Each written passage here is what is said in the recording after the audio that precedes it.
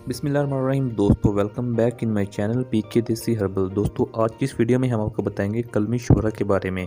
बहुत से लोग इसको शोरा कलमी भी कहते हैं और बहुत से लोग इसको कलमी शोरा भी कहते हैं। दीगर नाम जो है इसके हैं, गुजराती में इसको शोराकार, बंगाली में सोरमा, पंजाबी में शोरा और अंग्रेज़ी में पोटाशियम नाइट्रेट कहते हैं। माहियत सफ़ेद रंग की चमकदार कलमें 6 पहलों की सी होती हैं जिनका मज़ा नमकीन और सर्द होता है। ये सोडियम नाइट्रेट और पोटाशियम से केमियाई तौर पर तैयार कर लिया जाता है।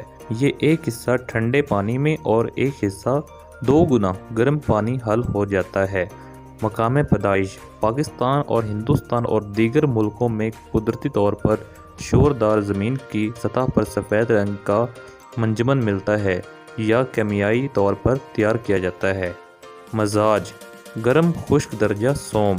आगे हम बात करेंगे इसके इस्तेमाल की। शोरा कलमी को मदरबोल होने की वजह से एतबास बोल और मखरज संग गर्दा के लिए शरबाब इस्तेमाल किया जाता है। चूँकि ये मदर होने के साथ जाली भी है, लिहाजा करो मजारी में बक्सरियत इस्तेमाल किया जाता है। कलमी शोरा को जाली की वजह से बदन के मैल साफ करने और हिकमा के लिए तला मुफीद है। काते मुफत्ता होने की वजह से इसको इस्तेमाल किया जाता है। मुर्रक होने की वजह से बुखारों में मुफीद है। शोरा अंजमद खून को रोकता है, लिहाजा ये नकरस और सदाई सकरी के अल्जा के लिए नफ़्या है।